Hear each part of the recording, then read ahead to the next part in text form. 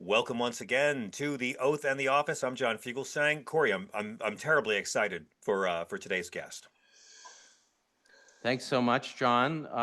Michael Vorenberg, what a pleasure to have him here. I think he's universally acknowledged as one of the top Lincoln scholars in the world, but as he knows, I'm going to say, in my mind, he is the top, and certainly the Lincoln scholar I enjoy talking most to, and I'm so excited to bring our own conversations, including recently at an alumni event for Brown graduates, but also over lunch, to share that with our many listeners. I'll say, too, before I mention his new book, that his book, Final Freedom, was in large part the basis of the Spielberg film Lincoln, about the passage of the 13th Amendment, and in particular his original research about the lobbyists who were involved there play such a role, and the details. Mike, I said to the listeners before, and I've said to you, that when I first read your book and was loving it, I thought, I think I know a lot of this from the film Lincoln, and and I checked the copyright date, and of course, it was much before the film Lincoln, and is actually the basis for it. And we're going to ask him, of course, too, about his new book. He's been on Morning Joe and many of the other shows talking about this also amazing original research. His book is called Final Freedom. And it's about the idea that, so often the Civil War is thought to have ended at Appomattox, but really there were multiple ends of the Civil War. So, Mike, thanks so Correct. much for joining us. Thank you for having me, John and Corey. Appreciate being on. Great podcast and so incredibly relevant. The oath of office. I've been thinking about it a lot. It doesn't mean anything, but no, it's really great to be here and get a chance to talk about these issues you often talk about, but especially in the context of Lincoln and the Civil War and wherever this may lead. Thanks so much. Wherever this may lead seems to be the existential dread we're all experiencing at the same time right now. But do you really believe that it doesn't matter? I mean, is the oath's actual value and worth only commensurate to how much we the people fight for it? I think that's a good way to put it. I think the oath mattered a great deal in the period that I study, the Civil War and Reconstruction. And this might be off topic of my book, but it is maybe relevant. So, oaths change over time in their value. And the whole basis of Reconstruction, really, and loyalty during the Civil War at that period was the oath. You took the oath of loyalty. And so how do you know, right, if a former Confederate has truly given up the cause of the Confederacy and really is part of the Union? And the answer is they have to take an oath. That's the minimum. And then the question is, what's in that oath, right? It's a loyalty. Yeah. So the oath is to the standard oath that Lincoln wanted was the Union, the Constitution, and all acts passed by the administration. And that last bit covers emancipation because of the Emancipation Proclamation. So that was the purpose of the last bit. So people taking that oath that was serious. And if you took certain oaths, if you took an oath not to fight against the Union, and you broke it, that was a hangable offense. Yeah. Mike, I do want to pivot to the book, an amazing book filled with original research, and certainly the question of the oath, I think, and you brought us already into the Civil War period. You see how many parallels there are. But I guess I wanted to just begin by getting listeners to hear the thesis. Everybody learns in history class that there was an end to the Civil War at Appomattox Courthouse, and correct me if I've got the date wrong, but April 9th, 1865. And that's it. That's the end of the war, full stop. Now, you've found original research and done a great deal of digging and analysis to show that it's not that simple. So when did the Civil War end, if not then?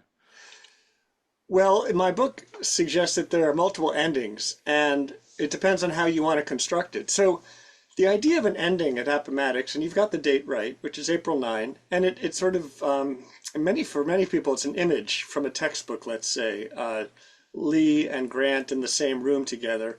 And so that's April 9, 1865.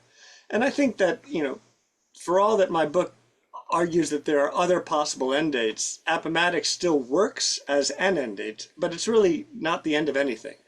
So how do you want to define the war? If the war is defined as, well, it's mainly a war against two big armies in the East, okay, then Appomattox may work. But if you really think about the war as truly a civil war involving many armies, many contending parties, a political unit that we'll call the Confederacy and a political unit that we'll call the United States of America, that war certainly goes well beyond Appomattox. Yeah. So the legal end date, and now I'll give an answer, but it's not satisfying to me and probably not to a lot of listeners, but the legal end date, the technical end date, is August 20th, 1866. So that's a date when the president of the time, Andrew Johnson, proclaims the insurrection at an end. And later on, it turns out that the Supreme Court, not much later on, the same year, 1866, and then again in 1867, affirms that that is indeed the date. And I was just looking up one of the court opinions, and it's kind of interesting how they frame it that way. They say that the proclamations of the president, this is the Supreme Court speaking in a pretty obscure case, that the proclamation did not create the condition of peace. So it acknowledges that peace can't be created by a proclamation, but it was an executive recognition of the fact that peace was restored. Now that's lawyerly language, right? It's very lawyerly language. But one of the things that relates very much to today is this idea of judicial deference to the president in certain matters, right? Yes. So think of this in a different way that relates to today, but certainly related to the war. Not so much when the war ended, but who gets to say it's over? And it's really the second question that's in many ways more important. And not just for my period, the Civil War and Reconstruction, but arguably for today. We often argue about who gets to say that a war has begun. You know, technically Congress is supposed to declare war. We know that that hasn't happened for a long time. So, but what about the other side of a war? Who gets to declare Yeah. and the end of the war, and then in a way that's acknowledged by the people, let's say, that's really the end, right? So that's not, I mean, there's a legal answer to that, but it's not very satisfying. And you can see it's in some ways, the stakes of that are incredibly high. Indeed, I must say I was wrong. I thought the war was still going on when the John Roberts Court gutted the Voting Rights Act in August of 2013. So I was way off on this. But I have to say, I've always said the Union won the war, but the South won the Union. And I appreciate the notion of Appomattox as more of a symbolic turning point than the definitive end. From a constitutional perspective, what does that say about wars and how conflicts truly end, especially in a democracy? It's sort of an unfinished revolution. That's right, it is, especially a civil war, right? So a civil war in any kind of government is always a challenging thing to declare over, and to what sort of process do you go through it over? But how do you do it in a democracy? And so that's why, you know, the idea of like a new kind of nation is created. This idea of a civil war doesn't take the nation away from democracy, but actually makes it a stronger democracy. This is so Yes. important to what Lincoln does, right? But in order for that to work, the war has to be over, right? If a nation can't end a war, then it's not worth it existing, right? It's not really a legitimate nation. Yeah. And for America, then the stakes, I mean, again, the stakes for any country, but for America, the stakes are really high. And I think part of the idea of ending war feeds into this idea of American exceptionalism. We are the greatest nation ever. Why? Because in this case, even when we have a civil war, I mean, arguably one of the worst civil wars, certainly the worst war for the U.S. in terms of destruction and loss of life and all the rest. Even when we have a civil war, we do it right. That is, we come out of it stronger than before. We end it, and we end it in the best possible way, with two men in a parlor of a house signing an agreement, gentlemanly, honorably, and then everyone kind of moves on peaceably, and all is sweet. Now, all it takes is a mild knowledge of American history to know that what follows Appomattox, so many things that follow Appomattox are violent and indicative of a continuing civil war. So that's a very powerful myth, and the stakes again are high for American exceptionalism. Because if instead you say the United States is really bad at ending wars, and in fact there's a really good argument for that, especially when you get to the 21st century and the invasions of Iraq and Afghanistan, then you're talking about a nation that isn't, right, that remarkable.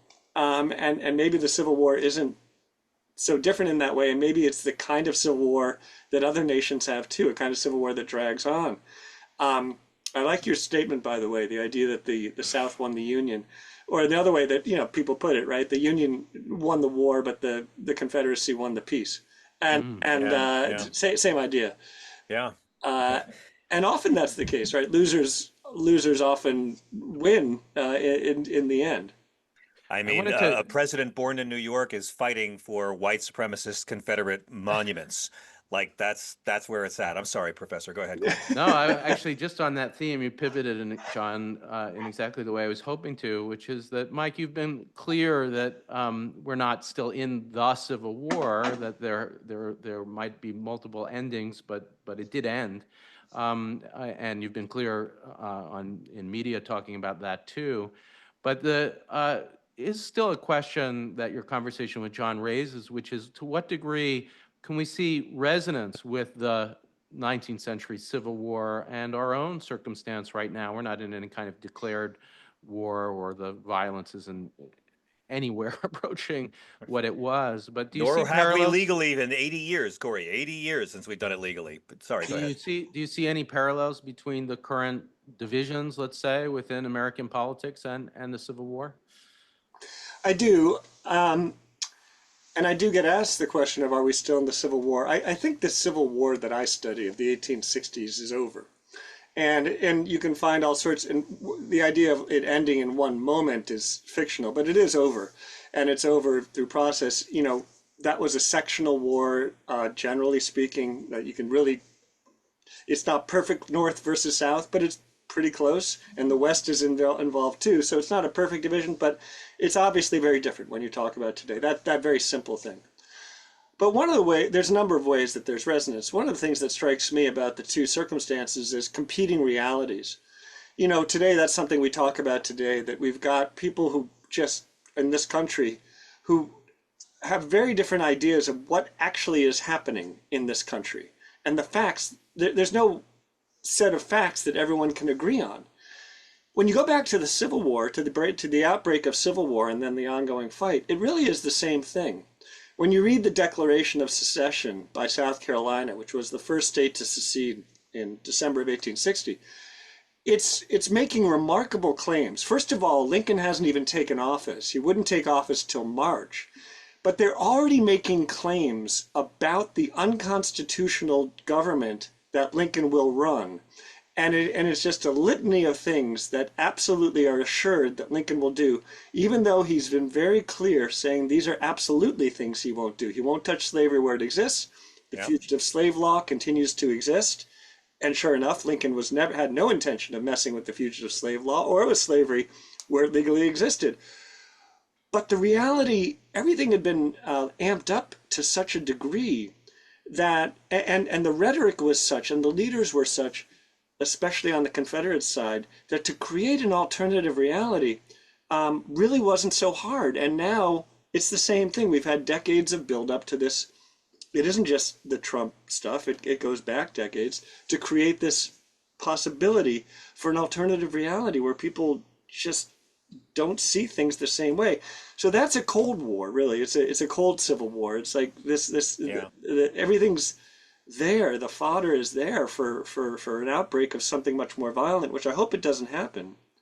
But I think that if somehow the votes had come in and had showed clearly in 2024 that Kamala Harris had won the election, I mean, don't you think there would have been people with guns on the street? I think that it's certainly the peace is much more fragile than people realize, and that January 6th, as John and I have often talked about, it almost worked as a usurpation of the normal process. And my worry is too, just to get into it a little more before I pivot and ask you some more questions, but that if John Eastman, just to remind listeners that part of what was going on was an attempt to deny the certification of electoral votes with the thought that it would go to the House of Representatives and they would vote state by state, and that would have put Trump over the edge based on the vote count. Now, who controlled the military at that point to enforce, say, ultimately a Trump victory? It was Trump. And the idea that he was going to back down. Now, what would have happened? It either would have been violence in the streets or it would have been a successful coup because the Democratic Party and Democratic partisans might not have taken up arms. So I'm not sure what's worse, that it would have been a successful coup or that there would have been violence. And I think you're right to say that it would be one or the other. And I think that controlling the army is so important. And I think about the re-election of Lincoln in 1864. I wrote a op-ed in the New York Times back in August about this. Lincoln creates this, what we call the blind memorandum, in which he's convinced at the end of August he's going to lose the election to the Democrat, George McClellan. At which point he's worried that, he's worried about a number of things, but he's worried about a peaceful transition. And so he has his cabinet sign, sight unseen, something that commits them to the next administration, even though he realized the next administration is the opposition. It's a remarkable kind of document. And a lot of this is military too, because he's a little worried that people in the military might refuse to give up the presidency. So he wants them to go along. But more relevant to today and to my book, Lincoln's Peace, is what do you do when you have someone in charge of the army? And this is to your point that you were just saying, Corey. Now then it was Trump, now it's Trump. But then it was Andrew Johnson, right? So what happens? And this is why it's so important, something that seems so trivial, this thing that Congress passes, the Tenure of Office Act, incredibly relevant to today, potentially unconstitutional when they passed it, but it ended up not getting tested in the courts. That was part of a larger effort for Congress to take control of the army, which arguably is, questionably constitutionally, but it's what they felt they had to do because you couldn't reconstruct the Union unless you had the army on your side. And Andrew Johnson, who was commander-in-chief, was not committed to reconstruction as essentially Congress wanted it, and I would say the people wanted it in general. What do you do if you've got the president in control of the army and the people, certainly a plurality, if not a majority of the people, who want a certain policy that's against the president? So that's a coup, right? That's a coup. And what you have then is a Congress that's willing to take extra constitutional measures, maybe unconstitutional measures, tenure of office. They also do impeachment, which almost works but doesn't. They don't convict him. But that's again to put Johnson away. Johnson eventually gets here's a contrast. Johnson gets the message from impeachment, even though he's not convicted, excuse me, that okay, all right, he's done. So he basically sort of backs off from that point, quite in contrast, right? That's right. That's right. To a president who gets impeached twice, and it only makes him more antagonistic. Well, Andrew Johnson should have tried to be more of a millionaire at birth sociopath. I'm sure he said that every night before he went to bed. In so many ways, it would make poor Lincoln seem haplessly naive and a hapless globalist cuck amidst today's cutthroat Republican politics. And yet, this is the guy who suspended habeas corpus. Lincoln went farther than comb-over Caligula Trump would ever dare. And I just feel like I'm so grateful that you are bringing this lesson from the rooftops as we see leaders once again citing national security, just like they did 20 years ago, to erode civil liberties. And that's exactly right. Now, in Lincoln's case, again, I think I don't have to spell for you all what the differences are when he suspends habeas corpus. A lot of people have been talking about. But tell us, because I think we do need to know. Okay. We're hearing the president cite. I mean, just seems like Americans need to be reminded of what words mean. Tell us. We have talked about it a lot, but all right. So first, there's this problem. I got to just set this up because I love the scene, and no defense of Woody Allen here, but that amazing scene in Annie Hall where he says, They're Marshall debating, McLuhan? the people in front of him are debating Yeah. Marshall McLuhan's work. And he says, I happen to have Marshall McLuhan Right. right here. And he pulls him out from behind the scenes. So when people debate Lincoln on habeas corpus, and And then Trump says, McLuhan, well, I have Lincoln on my side, right. I have to finally use the line, which is, I happen to have Marshall McLuhan right here. So Right. tell us, And Mike, and then about and then habeas corpus. McLuhan says, it is actually Martin McLuhan who says, "You know nothing of my work." And this is right. And this is what we need Lincoln. We need Lincoln to step out from behind the sign and to say, "You know nothing of my Or work." at least Oh, the top Lincoln, Lincoln scholar in the wait, country. wait till they get to Jesus. But go on, please, go on. So the habeas suspension, first of all, it's limited to a very specific place for a very specific reason. It's a suspension along the rail line between Philadelphia and Washington because Washington, D.C. is actually a terrible place to have a capital during a sectional civil war because it's surrounded by Maryland on one side and Virginia on the other. And Virginia has seceded.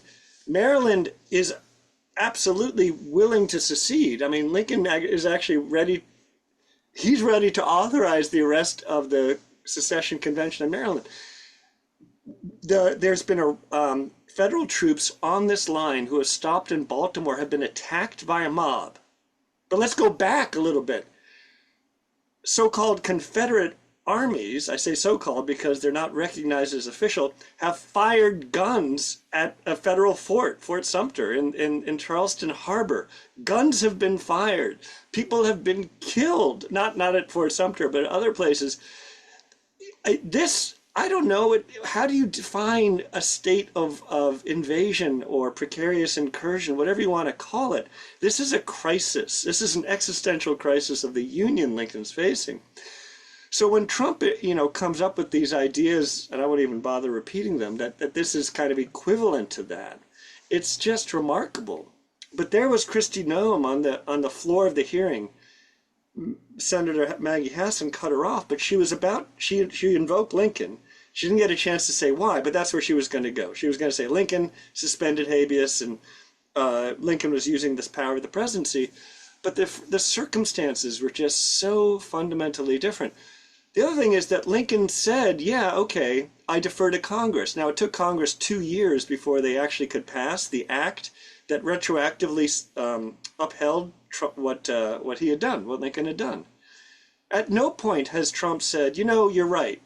For now, my proclamation or whatever my executive order holds, but I am going to ask Congress to pass a law that affirms this. No, it doesn't really matter. Doesn't matter at all.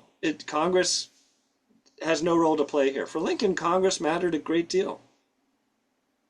Yeah. So these are just some of the ways that the circumstances were fundamentally different. However, again, what scares me is that for all that the circumstances were different, where unfortunately the Trump supporters are, I hate to concede this, may have real good precedent in the Lincoln/Johnson years, is the idea of judicial deference to the president in all sorts of matters. Right. Especially, right, in who makes the call that we are in a time of crisis. So let's go to the Alien Enemies Act. Now, Lincoln never invoked the Alien Enemies Act, but other presidents did. And Corey knows a lot about this, whether it be Adams or FDR. And who gets to say, because under the Alien, what triggers the AEA? And it's this idea of an invasion or precarious incursion, whatever you call it. But who makes that call? And the answer is it's the president, right? And that's what concerns me, is that it's not for the court to say, oh, by the way, we think the president has exceeded the definitions here, because in fact we're not under invasion. Right. I don't see this court saying it. I mean, one thing, I guess, in a couple of instances, maybe to reassure us, at the same time, we want to be honest. I mean, Yeah. part of our podcast is about hope, but it's also about being honest, and that's exactly what you're doing. That it is right to say that I think the way Adams would have interpreted the Alien Enemies Act, it's going to be up to the president to decide whether there's an invasion or not. But Yes. thankfully, that statute is subject to a higher law, which is the Constitution of the United States and the requirement of due process. And so I would think that this court in the modern era, if they take seriously that idea of due process, would stop this president from claiming that somehow there is any kind of incursion going on here, undocumented people coming here looking for jobs, doesn't qualify even as the kind of threat that we were facing from France during the quasi-war. And then again, regardless of how we read the statute, the constitutional entitlement of due process can't just be waived willy-nilly in a statute from 1798. So that's my hope. I mean, I also, and Mike, maybe we could come back to this point about habeas corpus. I mean, one question is what the precedents were in the 19th century and what Lincoln would have thought.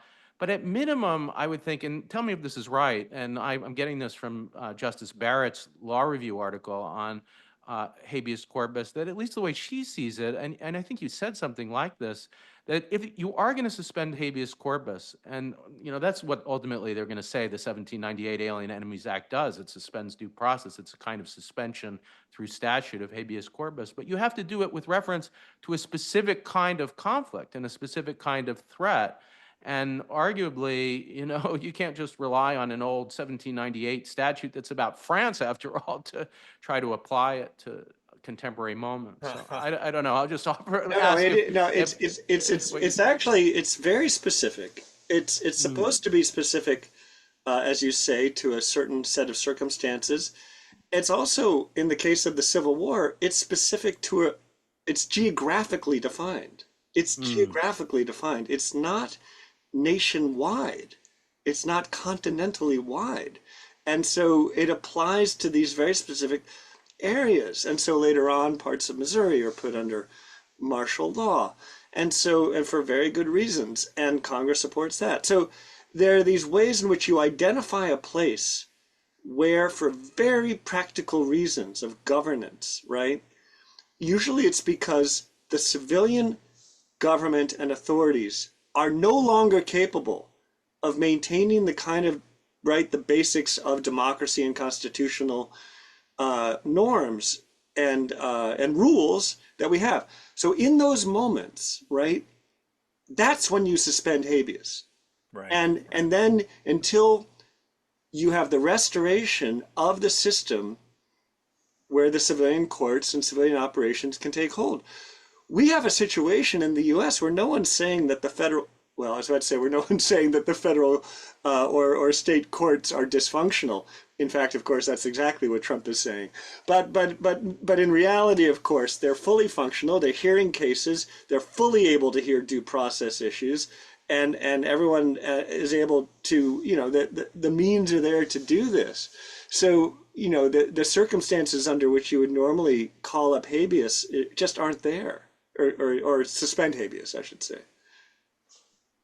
Can I ask a question about the Spielberg please. movie? Please. I'd love to ask a question about the actual the film, because Spielberg, Yeah. of course, your book was a key source for Steven Spielberg and Tony Kushner's film Lincoln, which I will say is a film I unabashedly love. I'm a big fan of the later Spielberg period historical dramas he's been doing, like The Post, Bridge of Spies, Munich. I consider Lincoln to be his most underrated film, and I wanted to ask your thoughts on Tony Kushner's script device of using one incident, in this case the 13th Amendment, to extrapolate the man's entire life story. So many times in historical biopics, it falls prey to this syndrome I call, and then this happened. And then this happened, and it's a bunch of things happened, and then he's old and dies. But here, Kushner's script, I thought, managed to not just tell a whole story for a film, but tell the entire story of Lincoln's life just through focusing on one event, the passage of the 13th. And I've always wanted to ask you how you felt about that kind of storytelling. Well, I think it was genius, and it's like why I could never do what those people do, because I just don't think this way. So let's go back. My book was not meant to be the source of anything in that Sure. movie, right? Spielberg bought the rights to Doris Kearns Goodwin's book, Team of Rivals, which is a study basically of Lincoln's cabinet and the way he rules the cabinet and I guess the country during his presidency. He buys the rights, Spielberg does, the book gets written, Kushner uses the book to generate a screenplay. Now this is how I hear the story. I don't know if it's true, but I believe it.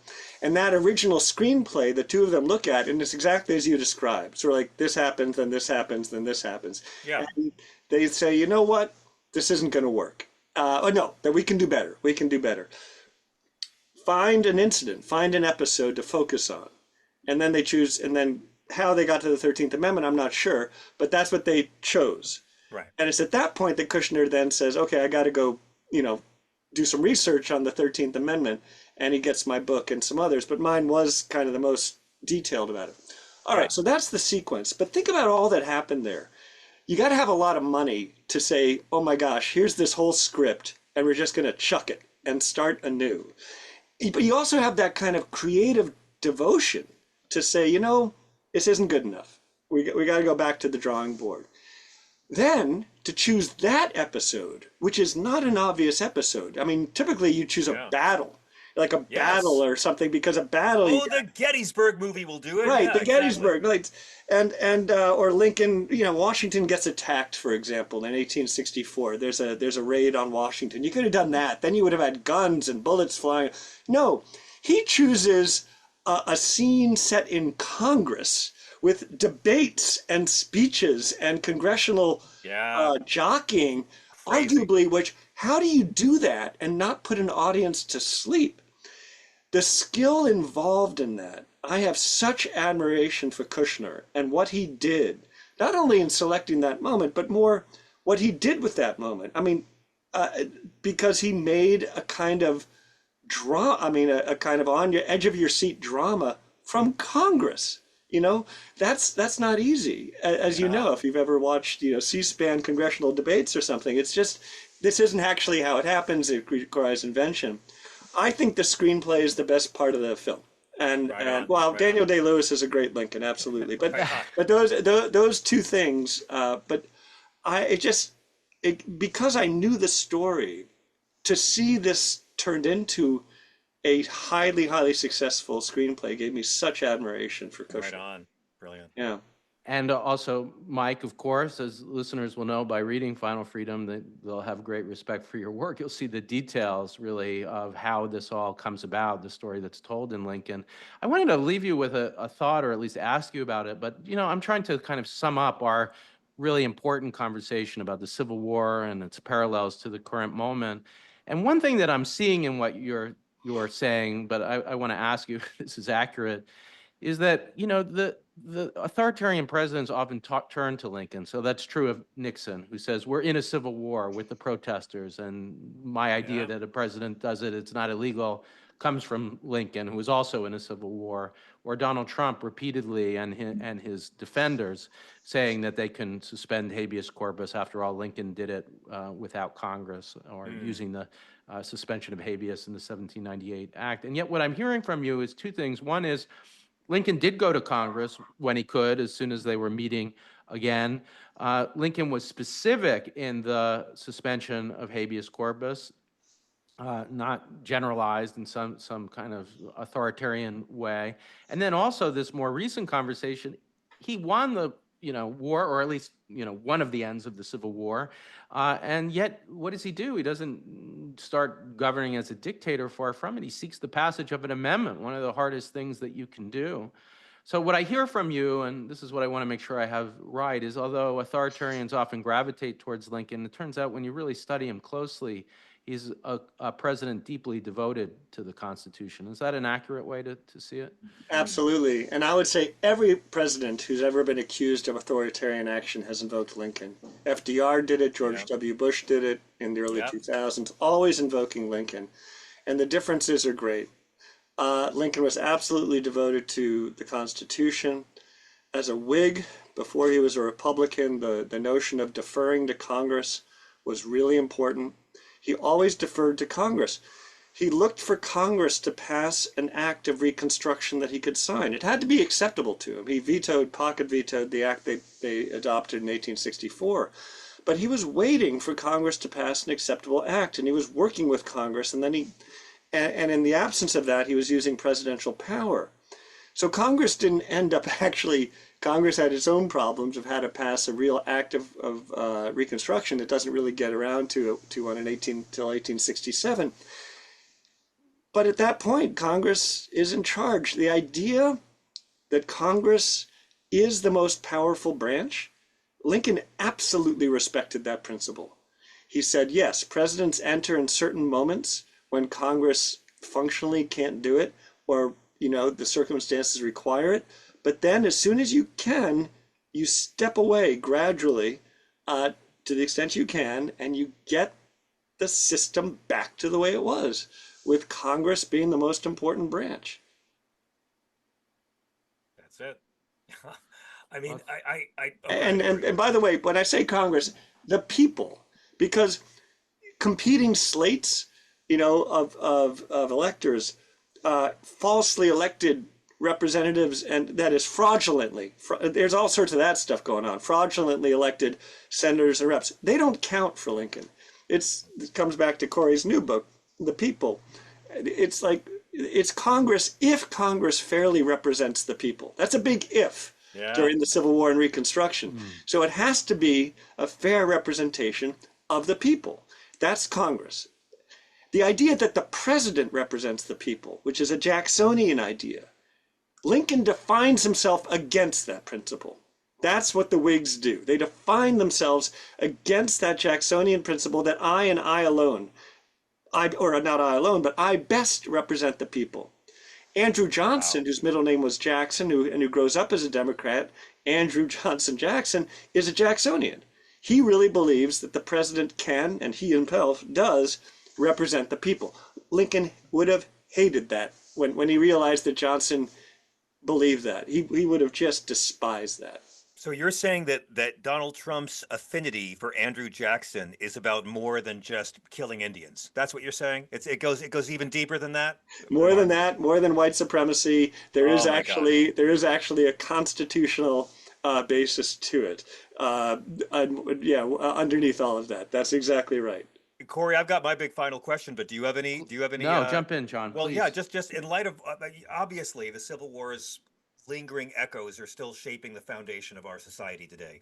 When you've got this president who is literally fighting in this century for monuments honoring white supremacist Confederates. Donald Trump believes that African Americans taxpayers should have to walk past statues that celebrate men who took up arms against the U.S. to guarantee they'd be born to white man's property. We're still divided by this. I mean, my goodness, we still can't agree that the Confederate flag is tacky to show because of what it represents.